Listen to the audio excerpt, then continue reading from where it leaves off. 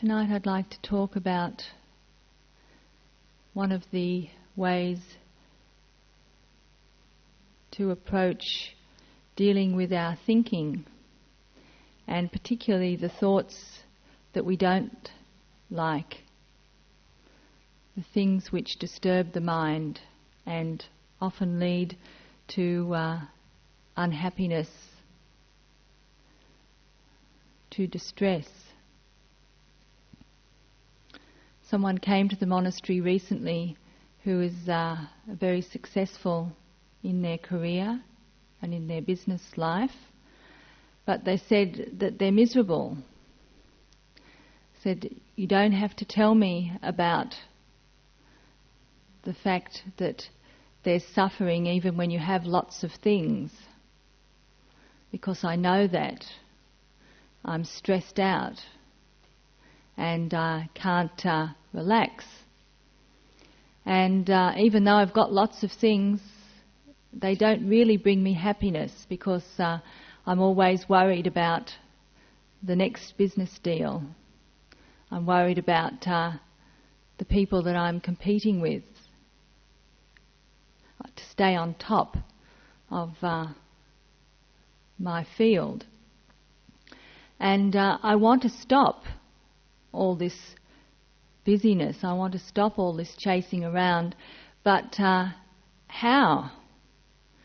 I feel like I'm wound up and I'm just driven to do all this. How can I stop? And he said, I'm not ready to come into the monastery and give it all up. And that is one of the things which is not uncommon to hear when people come with their declarations of how unhappy they are with their life. They present a sort of black and white solution. Either I've got to stay caught up in all of this, or I've got to come to the monastery and give it all up. And seeing as I'm not ready to do that yet, means I've got to stay caught running around in this treadmill, never finding any peace, never finding any true satisfaction. And of course, that's not the only possibility. It's not that those extremes of either coming into the monastery and giving it all up, or just having to make do with the misery that one is experiencing. There's a lot of work that can be done, even if one stays in one's environment, in one's situation. And there's a lot of work that needs to be done before anyone is ready to come into the monastery and take up the monastic life, to give it all away. One has to start where one is, and one has to start in a small way.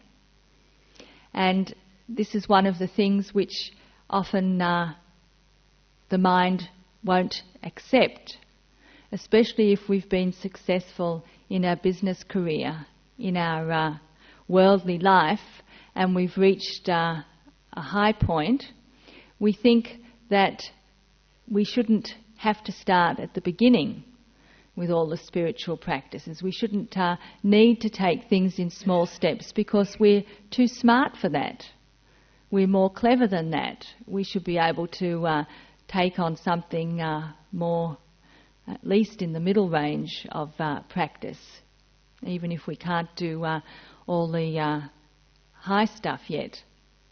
So we have to really face up to where we are, not because that is where we are as a person, not good enough, but simply to understand the nature of the mind.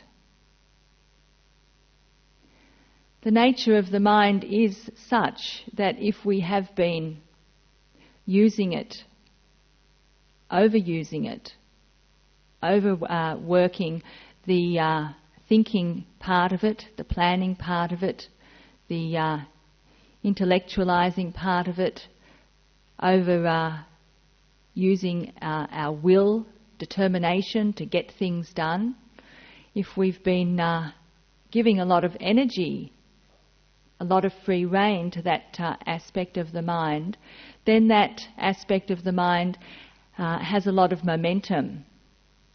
And that momentum is what's driving us. That's why there is this feeling that I can't stop even when I don't like the situation I'm in, even when I want to change things. The mind is a conditioned thing. It's a produced thing, and whatever we feed it, however we've used it, that's how it's going to be. And if we want it to change, we have to start changing what constitutes the food for the mind, what is producing the mind. We have to understand that it's not just a matter of saying, I don't want this anymore. If the mind has been conditioned in a certain way, has been used in a certain way, then that is going to continue to push the mind along because it has built up an energy of its own. And what we have to do is to gradually, persistently, change the ingredients, change what we are feeding the mind, change what we are putting into the mind, in order for the produced phenomenon that we call the mind to become different. When we are looking at changing the mind from this racing, thinking, speeding mind, one of the most important practices that we have to undertake is the practice of renunciation. We have to stop doing some of the things that we've been doing. And we have to stop doing them in manageable amounts to begin with. And this is again where our ego, where our pride gets a little bit offended, because we think we can stop doing what we're doing when we like and how we like. What's this about taking small steps? What's this about little acts of renunciation? Let me try something really drastic. And if we do that, then we find very often that we can't sustain it, because we've taken too big a leap, gone too much in the opposite direction to how we've been habitually using the mind. As well as renunciation, we have to feed the mind what is helpful and what is supportive. So it's not just a matter of taking out what's been speeding up the mind, agitating the mind, but also learning what soothes the mind, what pacifies the mind, what helps the mind. So these two strategies have to go hand in hand. And one of the things that we are recognizing when we do this is that we can't control the mind until we start to control what we put into the mind and how we use the mind. This is a very important first step in our understanding. Now, the practice of renunciation is something which very often we shy away from. It often has with us the sense of being something unpleasant, because renunciation means giving up something that we would still like to be doing, still like to be having, that we're still interested in, that we still get pleasure from. That's the essence of renunciation. It's not about just giving up the things which we don't want anymore, that we're not interested in. it has to be something that we would still like to indulge in, otherwise it's not an act of renunciation. So it's about saying no to desire. Fundamentally, that is what renunciation is about. Now the thing is, when we're starting to change our habit patterns, when we're starting to say no to desire, it's not so important what kind of object it is that we renounce.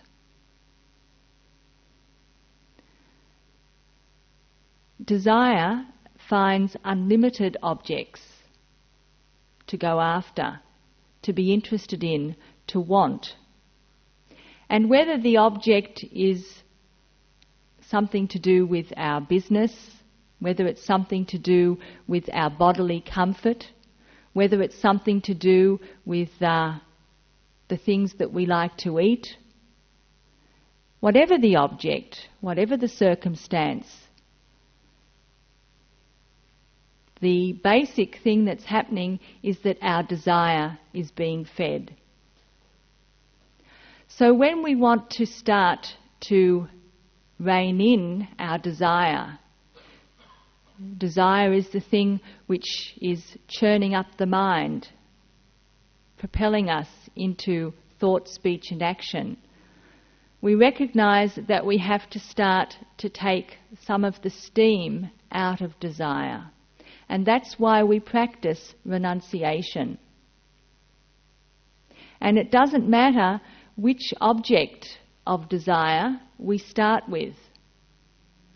And particularly when we recognise that we need to start with something that we can have success with in order to give the mind encouragement, in order to give the mind confidence, in order to prove that it's possible to cultivate renunciation, then it doesn't matter where we start, in what area of our life.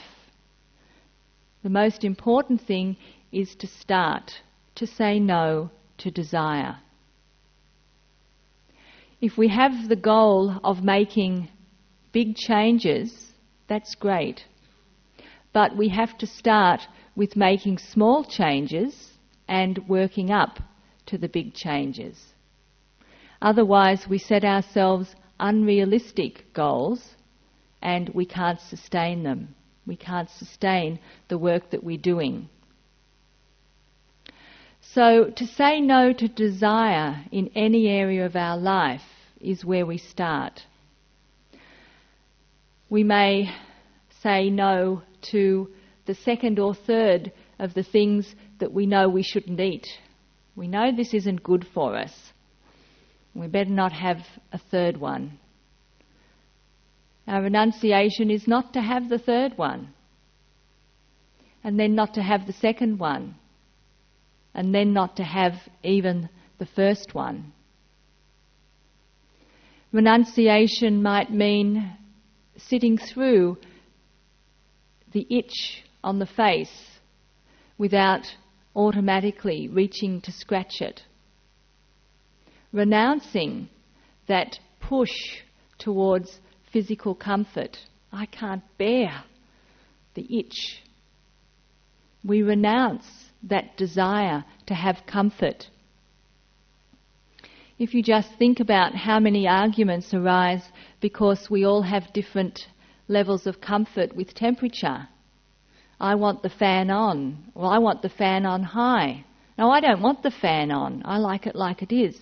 And we get into arguments about how high the fan should be, or what temperature the air conditioning should be, or how high the heater should be. This idea of bodily comfort can lead us into all sorts of arguments. So we start with a small renunciation of bodily comfort.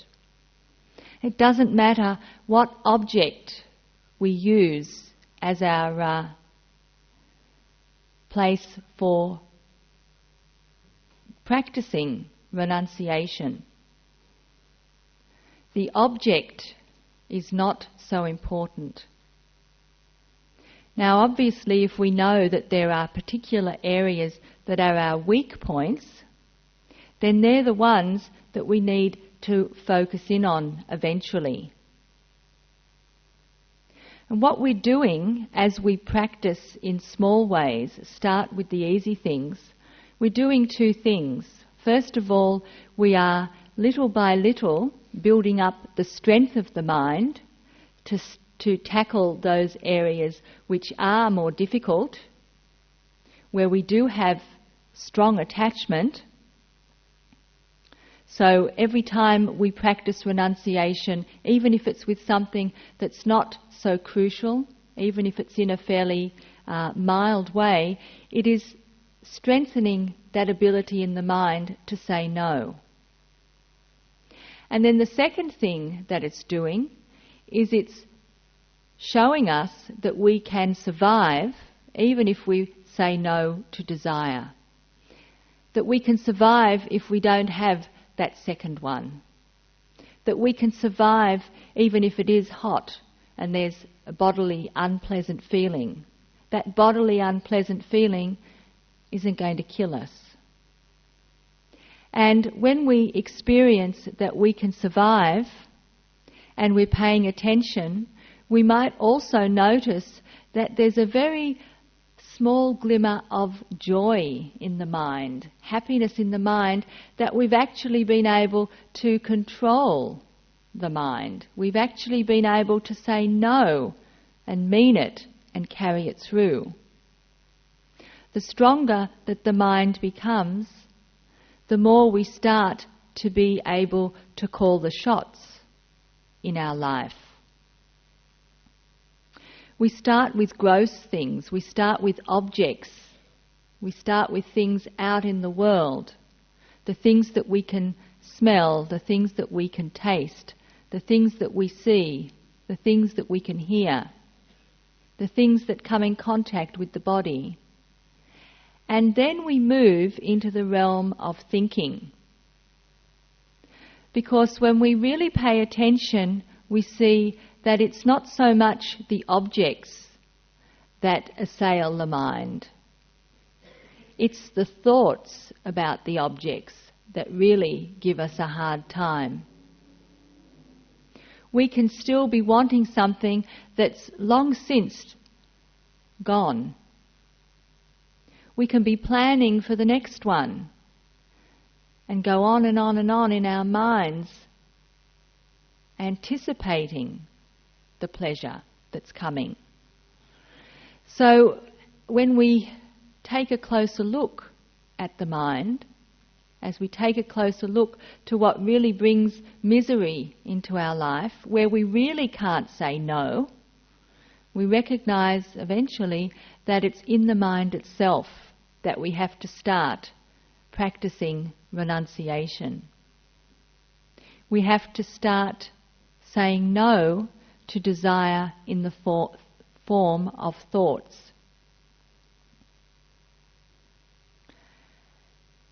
Until we've started to strengthen the mind through practicing with small things, working up to bigger things, objects in our experience, we'll find that we very often don't have the strength of mind to say no to thinking.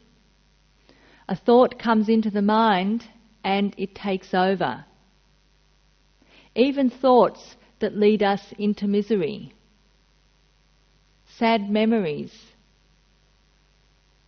thoughts of gloom, thoughts of misery, projections into the future. It's always going to be like this. There's nothing good in my life. Those kinds of thoughts we can't renounce, we can't say no to. And you may wonder, where is the connection with desire? These are things that are making us miserable.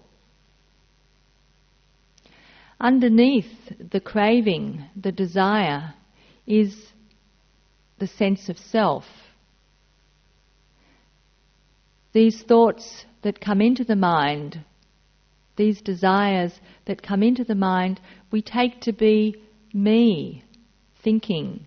They take to be my thoughts. We identify with these thoughts. We identify with these desires.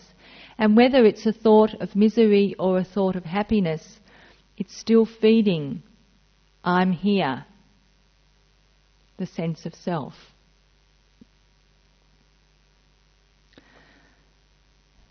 So coming to the point where we can say no to the thoughts, whether they're taking us into pleasure or taking us into misery, is the next stage of renunciation.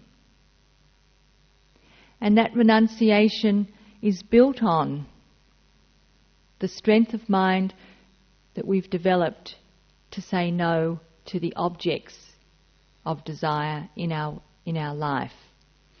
It's also built on the understanding that the thoughts that come into the mind don't belong to us. They don't have to be taken as the truth. They don't have to be identified with as me. If we start to examine the thoughts that come into the mind, we'll see that they arise because they've been triggered by something. Not that we have deliberately thought them. They might be triggered by something that we've seen. They might be triggered by something that we've heard. They might be triggered by a memory that's arisen in the mind out of nowhere. And once that memory comes into the mind, it sets in train a whole series of thoughts around that memory. But all of these things arise not through our conscious invitation. They arise very much at random. And when we start to recognize this, then we start to understand that we don't have to jump onto every thought train and get carried away by it. We can start to say no to the thoughts that come into the mind. Just as we would say no to someone who comes as an uninvited guest onto our doorstep. Just because they've reached our doorstep doesn't mean we automatically invite them in. Doesn't mean we automatically invite them in to take over our household. We use our discernment, we use our judgment to see whether this person is a friend or a foe, whether this person is suitable to bring into our house, suitable to keep company with. And this is what we start to do with the thoughts that arrive at the doorstep of the mind.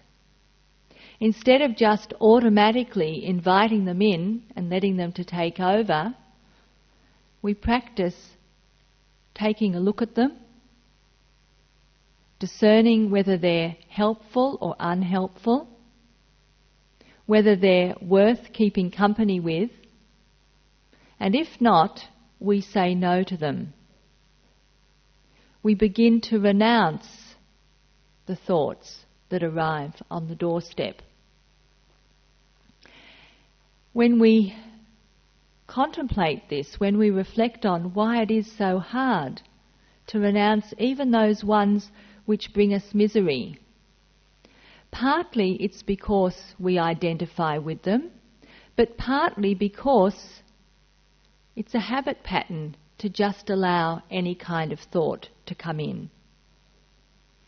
When the same kinds of thoughts keep arising again and again, we very often wrongly assume that then they must be the truth because here they are back again. But again, if we understand that the mind is a produced phenomenon, it arises depending on what it's fed. if we're fed the same things again and again and again, over time that becomes what just automatically arises because it's happened so many times. That kind of thinking, that kind of thought has been fed so often. We've got an accumulation, a stockpile of those kinds of thoughts. And so when there's an opportunity, they're the ones that front up on the doorstep, simply because that's what we've accumulated. And so we may have to say no to that same thought many, many times before we wear it out. So we need to be very patient. We need to be forbearing. We need to be willing to bear with the discomfort of turning away again and again and again. These qualities like patience and forbearance, willingness to persevere, determination, these are all of the wholesome mind states that we have to introduce into the mind. These are the good food that we have to feed the mind if we're going to make changes in our way of thinking and in our habit patterns, particularly in relation to desire. Now, for the person who was mentioning that their life is miserable, even though they have so much in terms of worldly success, and not knowing where to start to turn their life around, the encouragement is to start in small ways to say no to desire. And to say no to desire so that one can eventually get good enough, strong enough at saying no to desire to be able to say no to thinking, to thoughts. And to feed the mind the kind of wholesome qualities that are going to help the mind to become even stronger. When we understand the mind, we understand that every thought that we entertain, even if it's a good thought, is friction in the mind. Every thought, even if it's a good thought, because it stirs the mind up, activates the mind, is a source of irritation. Now, thoughts that are based in generosity, loving kindness, honesty, those kinds of thoughts stir the mind less, but they stir the mind still. Thoughts of ill will, anger, jealousy, resentment, those ones really irritate the mind. So we have to also start to give the mind the experience of freedom from irritation. And again, we undertake this practice in a gradual way.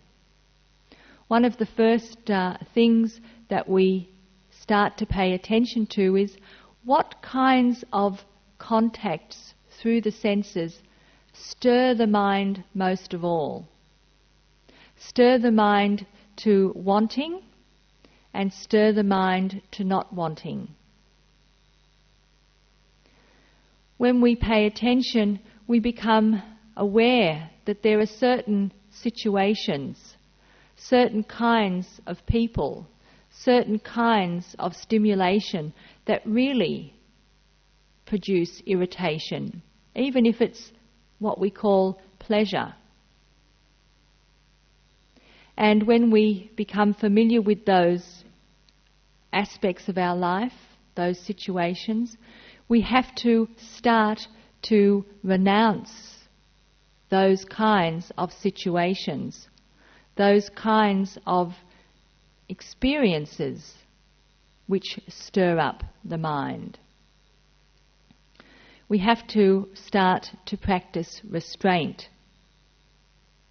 This is one of the essential ingredients in the spiritual life if we want to reduce the amount of irritation that the mind has to endure through the course of every day.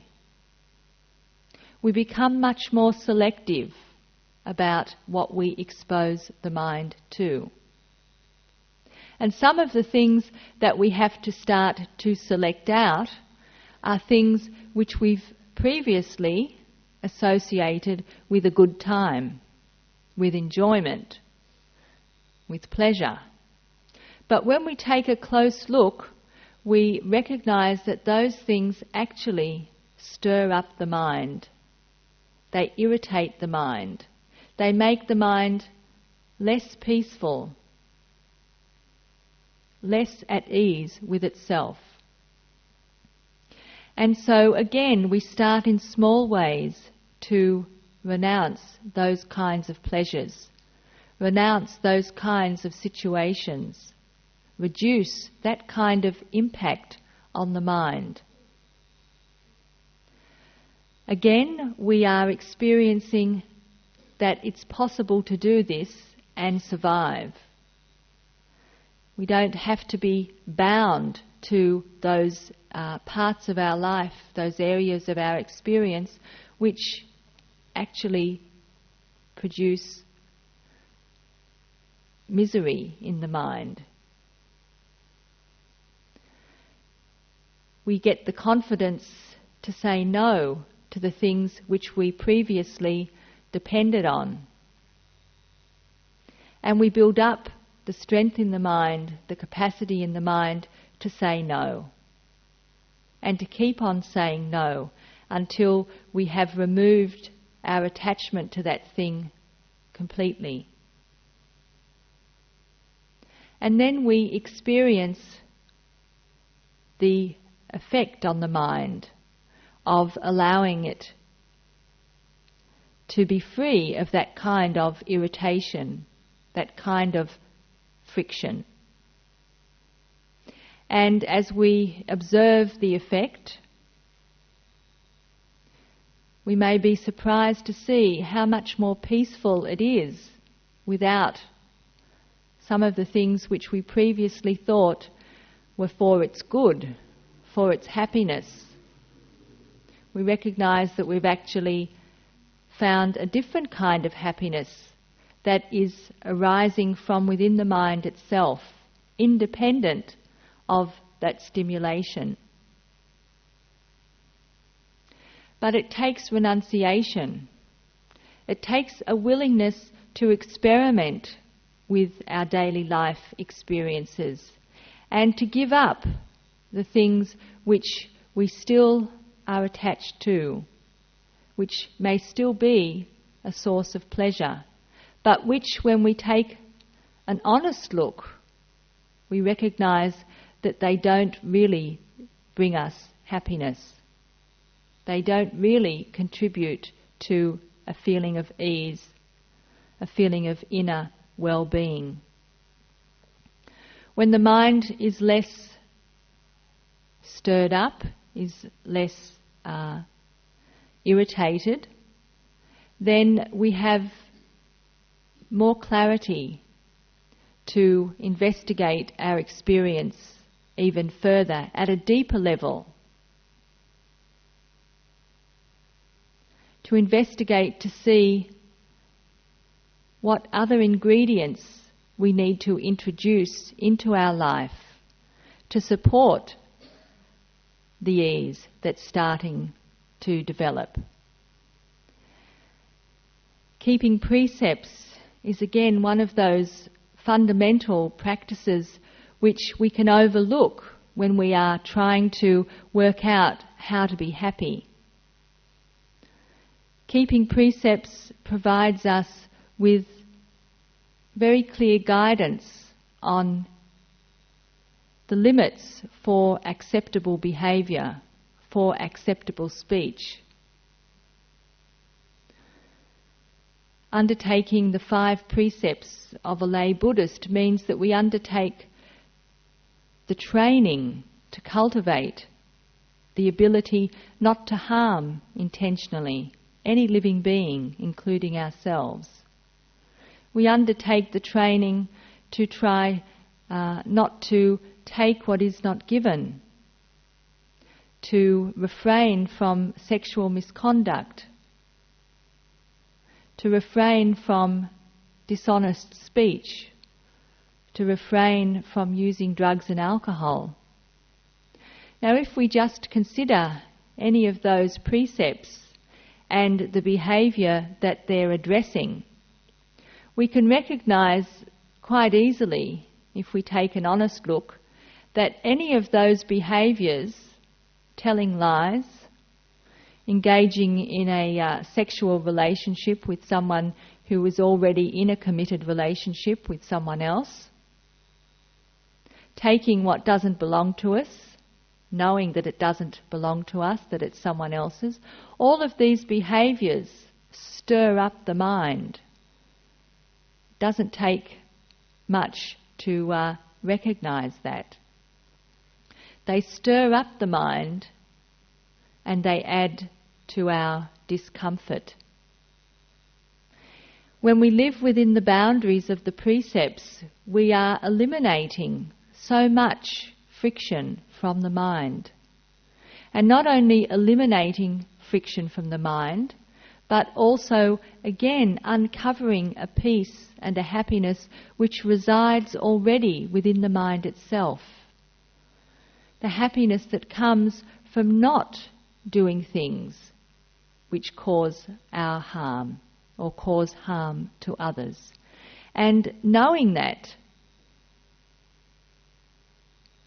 within our own mind uncovers a level of peace, a level of inner happiness. And it contributes to our steadiness of mind, our confidence, the confidence that we can start to take control of our life. Keeping the precepts means that we often have to say no to desire. We have to practice renunciation. And following the precepts shows us in what areas of our life we need to develop renunciation.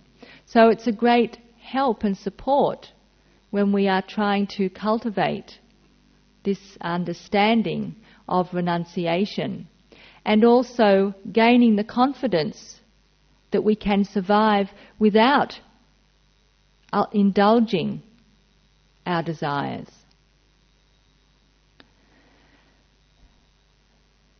All of these practices contribute to the strength and the clarity and the tranquility of the mind. And it's from that kind of developed mind that we're then able to make informed decisions about how we should live our life if we want to be truly happy and at peace. When the mind is stirred up, when the mind is being pushed along by its habit patterns, when it finds no inner peace but is constantly looking to the objects of the world as its source of satisfaction, then it's very difficult to make wise decisions about changes that we want to make in our priorities, in our goals, in our way of life. We very often have a muddled way of thinking about things. As the person who spoke to me about being unsatisfied with their life and presenting the alternative as being either staying with things as they are or giving everything up and coming into the monastery. This is a muddled way of thinking. There's no clarity there. There's no true understanding, no true wisdom, no insight into one's own experience. And this is what the ordinary mind is often like. It sees only superficially.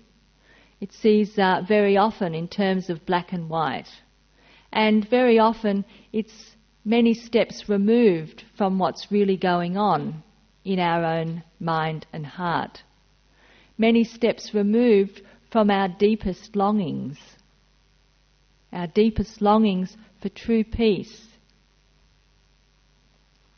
And so unless we cultivate the mind, unless we develop the mind, then we're not going to have the clarity, the strength to look inwards, to be honest with ourselves, and to then make wise decisions.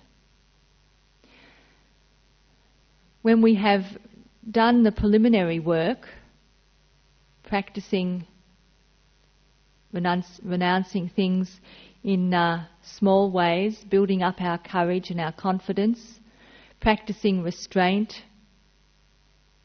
keeping the precepts, then we have a firm basis for developing the mind in meditation.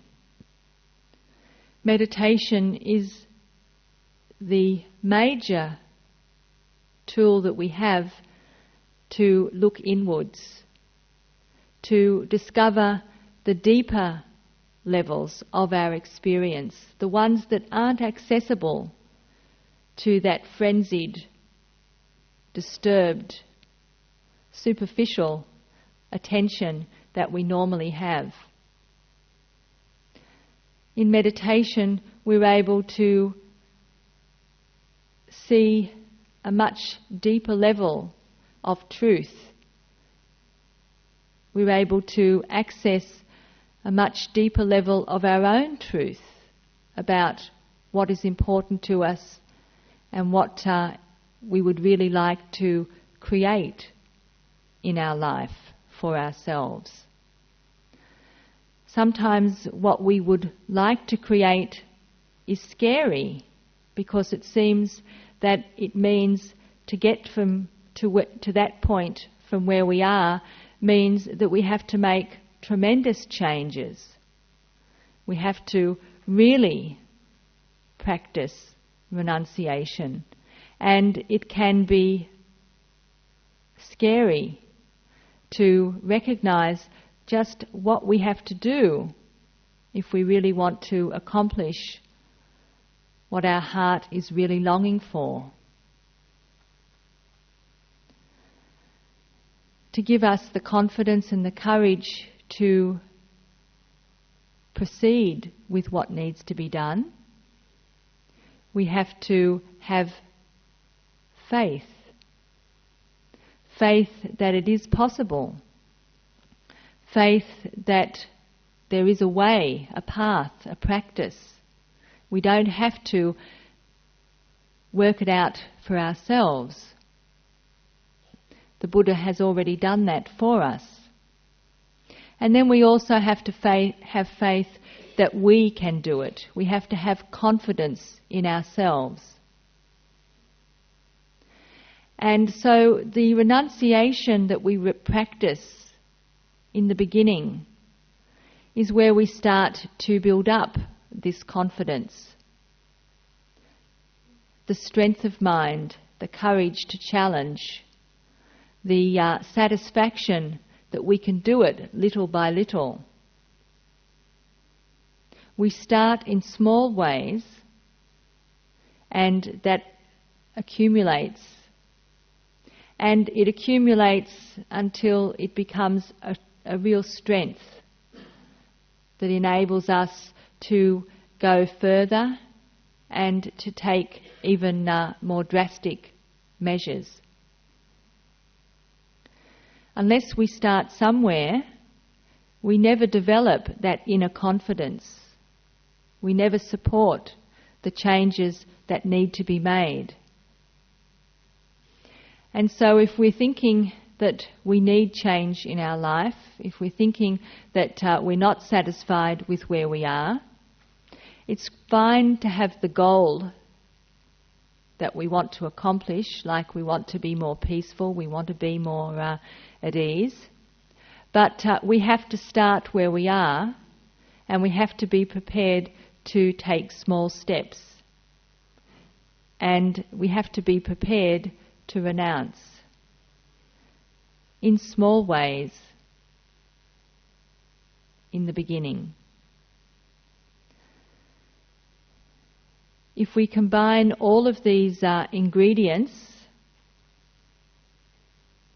particularly including meditation practice in our repertoire of strategies, then we will find that over time changes will start to take place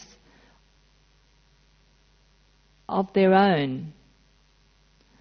We will start to feel more relaxed. We will start to feel more at ease.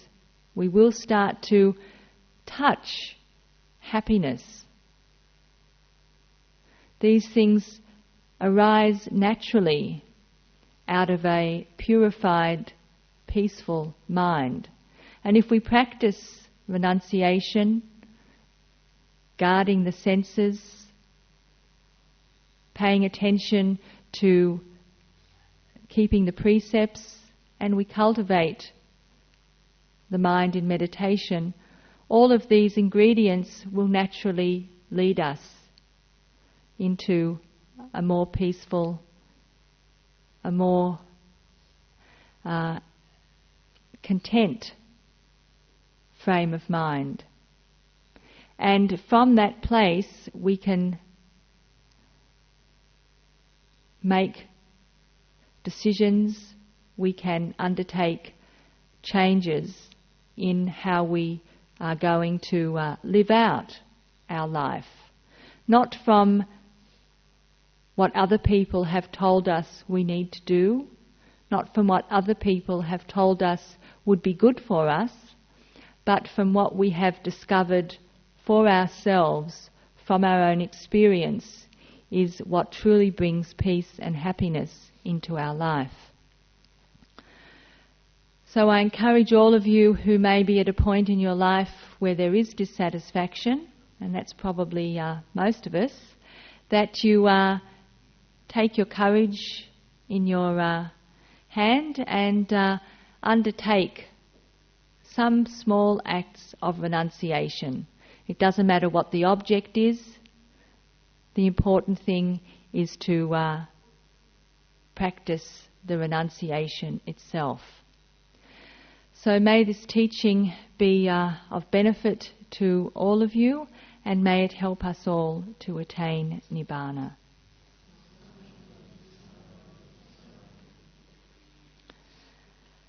Does anyone have any questions? The idea of not wanting to renounce things in our life, and that being sort of considered to be a way of wanting to control one's mind. The question is the idea of not wanting to renounce things in our life. Can that be considered wanting to control our life and our mind? Yes, that is true. That's when we have the wrong understanding of the mind, when we have this sense of I'm in control of my mind, I can choose what I think, I can choose what I do, and when I want to, I can stop doing this. When I want to feel this particular mood, I can just have it. When I want to get rid of that particular behaviour, I can just do it. I don't need to renounce anything because I'm in control. This is what very often keeps us, prevents us from undertaking the first step in training the mind. And it's based on a wrong understanding of the mind itself. It's based on a sense of ourselves as being something which is apart from the mind, is in control of the mind, rather than seeing that the mind arises produced by causes and conditions, and that isn't something that is, when in its untrained state, is actually under our control. This is why meditation is also very useful, because it shows us this directly. When we sit in meditation and we want to be peaceful, we find that our mind is still so busy. Maybe it's restless, maybe it's bored, maybe it's tired. We can't just make it do what we want. And if we practice meditation, we discover that for ourselves again and again. We don't have to be convinced, because we know it every time we sit down. But we do see, as we continue to practice, that we make changes. The mind does gradually calm down. Even in one sitting it calms down. And if we practice regularly, over time we see a tremendous change in the ability of the mind to come to a state of rest. Yes. So there's several questions in that one question. There's a question about is it wrong to eat fish, pre-packaged fish?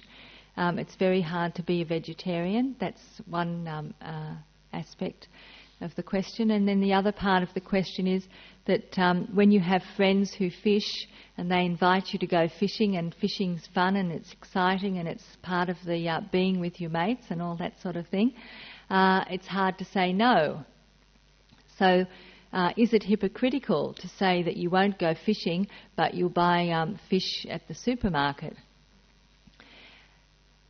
In terms of Buddhist practice, the Buddha didn't advocate that we should be vegetarian. In fact, this was one of the things which led to an attempted schism in the Sangha, when Devadatta, who was the Buddha's cousin, tried to make it a rule that all the monks and nuns should be vegetarian. And the Buddha said, that is not how you purify. It's not a matter of what you're eating, whether you're impure or not. It's the state of mind that determines one's purity. And so he didn't allow it to become a rule that monks and nuns could only be vegetarian. But in keeping with the rule on harmlessness, we don't go out and kill food for ourselves, whether we're a lay person or a monastic. Monastics aren't allowed, obviously, to kill animals, and they're not allowed to eat food that they suspect has been killed especially for them. So we aren't able to enjoy the fish that someone's gone and fished for us from the pond. So vegetarianism is a matter of choice for Buddhist practitioners. But if you find that eating meat or even eating fish disturbs the mind because of the fact that it's a living being, then you work around that for yourself. Some people, for health reasons, have to eat fish because it contains oils which they need. Their physical condition is such that if they don't have that in their diet regularly, that they become sick. So there are many reasons why people eat those things apart from just taste or liking them.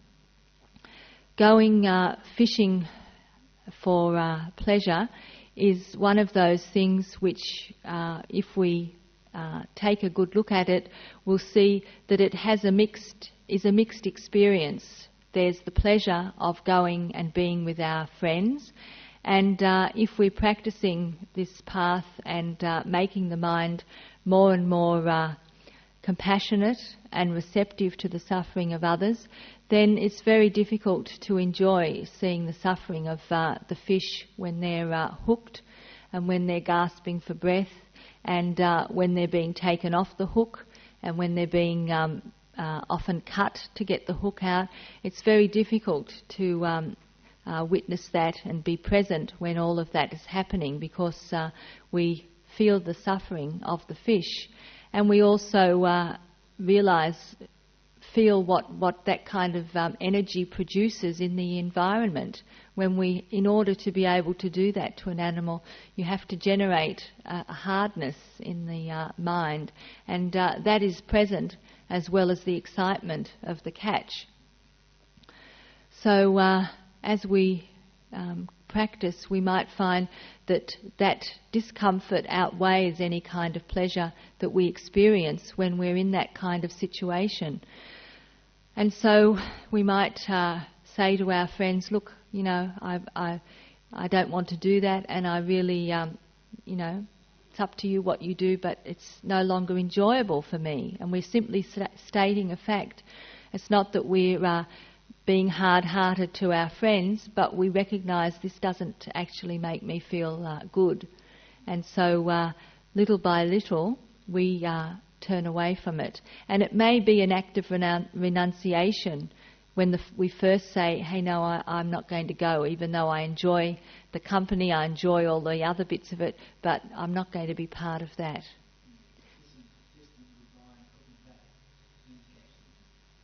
Well, kiss them goodbye and put them back. It still hurts when they get that hook in them. So, that.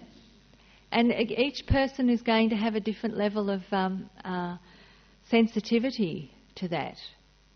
But if you imagine someone hooking you and then saying, okay, I'll let you go, the hook still hurts. And that sense of, in a way, when food is being prepared and we are nourishing our bodies through the energy of other beings, that energy, that being's life isn't wasted. It's supporting future life or further life, our life. And this is one of the reflections that we do when we take food in, whether it's plant life or animal life, that this life is a source of nourishment for my life, so may I make good use of it. May I not use it frivolously. May I use it in a way that is helpful and supportive for all life. But to just engage in sport which causes suffering to our creatures because it's enjoyable for our sense of being the hunter, being in charge, that's less skillful.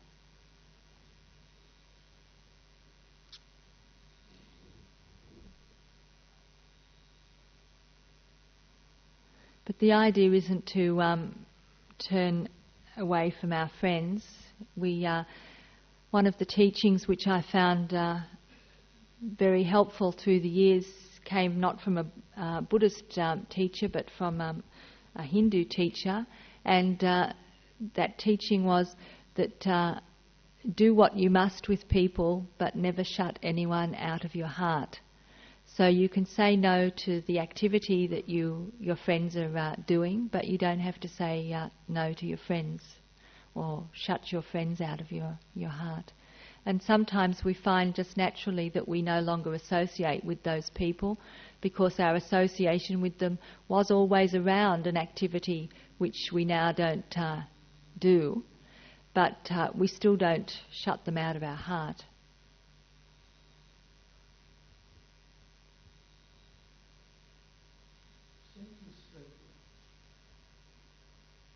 Enjoyment is something that in the end is done away with, except the enjoyment of peacefulness in the mind. Yes. The statement is that it seems that enjoyment in the end is something that's done away with, except for the peacefulness of the mind, and that's true. There's the mind comes to a place where what was pleasant in the past is no longer seen as being pleasant, is no longer experienced as pleasant. It's a contact which produces a particular reaction, but the mind doesn't leap to it anymore. The mind actually leaps away from it. but there's an inner happiness which is independent of what's experienced externally. And so that state of inner happiness is where one finds one's pleasure, if you like. But we're talking about a very developed mind. At the moment, when what we're trying to accomplish in our practice is to be more discerning in where we find our pleasures, and also in how attached we are to our pleasures, and to recognising the limitations of those pleasures to bring us true fulfilment and happiness. Right, so the question is, or the comment is around the fact that we can become judgmental when we start to renounce things in our life. We see people still doing the things that we've renounced, and we can start to become judgmental without recognising that perhaps they've renounced something in another area of their life which isn't so obvious to us. So there's two things here about becoming judgmental: the holier-than-thou kind of attitude which we can fall into. And that is, once we take an honest look at our own mind and we are in touch with the difficulties which we experience in trying to let go of bad habits and introduce new behaviours into our life, as we understand the way the mind works directly in our own experience, we become less judgmental because we see that it's not easy to make the changes that we want to make, even when we've got all good intentions. And so we become a little bit softer around around it for ourselves, and appreciating that it's difficult for ourselves, it's difficult for everyone. And then the other thing is that as we cultivate the wholesome qualities of mind, we feed the mind things like generosity, cultivating gratitude, being more honest in our daily life, trying to live harmlessly. All of those practices actually bring a lot of energy, bright energy into the mind. It gives the mind a lot more resilience. And some of the things which we would have reacted against strongly in the past don't quite disturb us so badly anymore, because our own mind has more resilience, more buoyancy, because of the goodness that we are cultivating. And on the basis of that, and also seeing the difficulty of the path, we also actively cultivate compassion and loving kindness towards ourselves and towards others. We recognise the common ground we all share is that we all have suffering, that we're all trying to, in our own way, produce happiness in our lives, and we're doing it more or less successfully sometimes, and many other times not. So we open our hearts much more. And if we find that we are being more judgmental, then we recognise that that's unskillful and it's something that we need to work on.